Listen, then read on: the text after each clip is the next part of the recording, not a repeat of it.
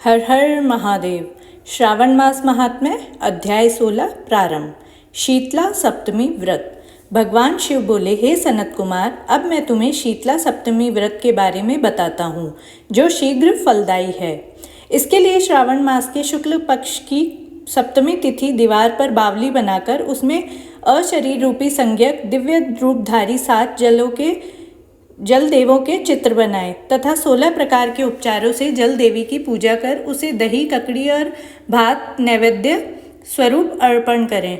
इनका वायन केवल ब्राह्मणों को ही दें। इस तरह 7 वर्ष तक निरंतर व्रत करके प्रतिवर्ष 7 सौभाग्यवतियों को भोजन देकर ही उद्यापन करें। सोने के एक बर्तन में 7 जल देवों की मूर्तियां रखकर प्रथम दिन अपने पुत्र के साथ व्रती को उसका पूजन करना चाहिए। द्वितीय दिवस प्रातःकाल गृह होम के साथ साथ चरु होम भी करें। पूर्व समय में जिन्होंने ये व्रत किया और उन्हें जो फल मिला था, उनके बारे में मैं तुम्हें बतलाता हूँ। वह कथा इस प्रकार है। सौराष्ट्र प्रदेश की शोभन नगरी में एक अति धार्मिक विचारों वाला धनवान रहता था। उसने वहाँ निर्जल तथा बियावान वन में एक बहुत विशाल पानी की बावली खुदवाई। बावली के लिए उसने काफ़ी धनराशि व्यय की। राहगीर तथा पशु पक्षी उसके जल से अपनी प्यास बुझाते थे। वह बावली बहुत ही मजबूत और टिकाऊ थी।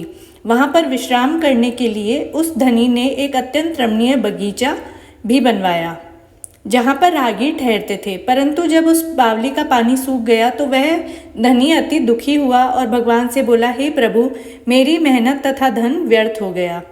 इन्हीं विचारों से ग्रस्त वहाँ पर वह धनी दुखी हो रात को जब सो रहा था तो स्वप्न में जलदेव ने दर्शन दिए और बावली को पुनः पानी से भरने का उपाय बतलाया। अतः हे धनत, वह तुम मुझसे सुनो। यदि तुम अपने पौत्र की बलि दे दो तो वह बावली तुरंत मीठे जल से भर जाएगी। यह सुनकर धनिक पहले तो विचलित हुआ, परंतु घर आकर उसने स्वप्न की बात अपने पुत्र द्रविड़ से कही। यह सुनकर वह धर्मात्मा पुत्र बोला, हे पिताश्री, इस शरीर को जन्म देने वाले तो आप ही हैं, अतः ये दोनों आपकी आज्ञा अनुसार ही आचरण करेंगे। आप किसी प्रकार की सोच विचार न कर हमें आदेश दें। केवल धर्म ही अमर रहता है, बाकी सभी कुछ नाशवान है। आपके 2 पौत्र हैं, सितांशु और चंडांशु। आप निसंकोच होकर मेरे बड़े पुत्र की तुरंत बलि दे दें। परंतु हे पिताश्री, यह घर में बात आप औरतों से गुप्त रखें, क्योंकि आपकी बहू गर्भवती है, उसका प्रसव काल निकट है, वह मायके जाएगी। उसके साथ आपका छोटा पौत्र, मेरा छोटा पुत्र भी जाएगा। उस समय आप मेरे बड़े पुत्र की बलि आसानी से दे सकते हैं। सब कार्य निर्विघ्न समाप्त हो जाएगा। पिता बोले, हे पुत्र, तुम धन्य हो, वंदनीय हो। हे मेरे आज्ञाकारी पुत्र, प्रभु तुम्हारा कल्याण करेंगे। कुछ काल पश्चात जब धनत की पुत्रवधू प्रसव के लिए जाने लगी तो पुत्र द्रविड़ ने अपनी पत्नी से कहा, हे सुभगे, तुम प्रसव के लिए मायके जा रही हो तो छोटे बेटे को अपने साथ ले जाओ और बड़े बेटे को मेरे पास ही छोड़ जाओ। पत्नी ने अपने पति की आज्ञा का पालन किया और वह बड़े पुत्र को उसके पिता के पास ही छोड़ गई। सुशीला के जाने के पश्चात पिता व पुत्र द्रविड़ ने सितांशु को सप्तमी के दिन नहला धुलाकर सुंदर वस्त्रों से सुसज्जित कर उसे बलि के लिए सूखी बावली के किनारे ले जाकर खड़ा कर दिया। उस दिन पूर्वाषाढ़ा का दिन था और वरुण नक्षत्र भी था। उन्होंने यह बोलकर, जलदेव इस बालक की बलि से प्रसन्न हो, बालक की बलि दे दी। बलि देते ही जलदेव ने प्रसन्न हो उस बावली को अमृत तुल्य पानी से भर दिया। दुखी और प्रसन्न मन से दोनों पिता पुत्र अपने गृह वापस आ गए। उधर सुशीला ने अपने पीहर में अपने तीसरे पुत्र को जन्म दिया। वह कुछ काल पश्चात जब बड़ा हुआ और 3 मास का हो गया तो उसके साथ और अपने छोटे पुत्र और संबंधियों के साथ वह ससुराल लौट चली। मार्ग में जब वह बावली के पास पहुंची तो वह उस सूखी बावली को, जिसे उसके ससुर धनद ने बनवाया था, को अमृत तुल्य मीठे जल से भरा देखकर अपने ससुर और पति पर प्रसन्न हुई और मन में सोचा कि उनके उद्योग में बढ़ोतरी होने पर ही यह संभव हुआ है। यह सोच उसने अपने दोनों पुत्रों संबंधियों सहित उसमें स्नान किया और मीठा जल पिया। तब कुछ काल वहाँ विश्राम करके वह आगे चल पड़ी। उस दिन भी श्रावण मास के शुक्ल पक्ष की सप्तमी तिथि थी। उधर जलदेव वरुण जो यह दृश्य देख रहे थे, वह सुशीला और उसके कृत्यों से हर्षित हो रहे थे। उन्होंने सोचा कि अब इसको इसका पुत्र लौटा देना चाहिए, क्योंकि सुशीला ने यहाँ शीतला माता का सप्तमी का व्रत संपन्न किया है। उसने व्रत के लिए स्नान कर दही तथा चावल तथा ककड़ी का नैवेद्य बनाकर ब्राह्मणों को दान में भी दिया। अपने परिवार संबंधियों के साथ उसने स्वयं भी दही चावल ककड़ी भोजन के रूप में ग्रहण किया। उस बावली से सुशीला को घर लगभग 4 कोस दूर था। तब जलदेव ने उसके मृत पुत्र को जल से बाहर लाकर विदा कर दिया। तब वह लड़का जीवित होकर अपनी माँ की पालकी के पीछे माँ कहकर दौड़ पड़ा। सुशीला उसकी आवाज़ सुनकर पालकी रोककर हैरान हो उसे गोद में बैठाकर प्यार करने लगी, परंतु वहाँ पर उसने पुत्र से कुछ नहीं पूछा।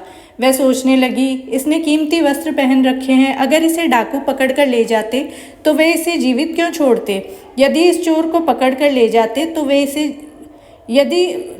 तो जीवित नहीं छोड़ते। उसकी जुदाई में उसके पिता और बाबा का भी तो बुरा हाल हुआ होगा।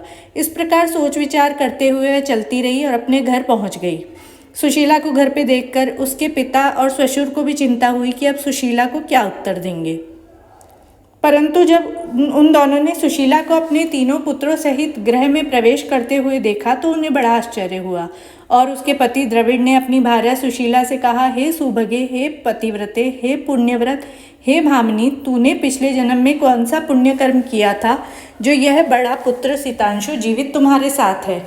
इसका निधन हुए तो 2 मास बीत चुके हैं। जब तू यहाँ से गई थी तो मात्र एक पुत्र तेरे पास था, अब तू इस मृत पुत्र सितांशु को जीवित कर ले आई है। तूने तो सुबु वंश का उद्धार कर दिया। पति, ससुर तथा सास सबने उसे प्यार और प्रशंसा की नज़र से देखा और बोला, हे शुभा, अब हम सब तेरी बारंबार स्तुति करते हैं। तब सुशीला ने कहा, हे स्वामी, हे पिताजी, यह सब पुण्य प्रताप शीतला सप्तमी के व्रत का फल है, जो यह मृत पुत्र सितांशु जीवित हो उठा।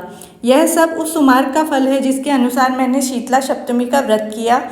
मैंने दही चावल तथा ककड़ी का सेवन किया, उससे संसार में सारी मनोकामनाएं पूरी हो जाती है।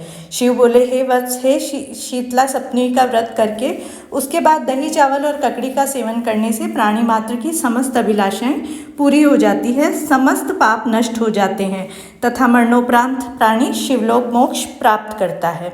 इस पाठ को पढ़ने से मोक्ष की प्राप्ति होती है। हर हर महादेव। यह कथा सुनने के लिए आपका बहुत बहुत धन्यवाद।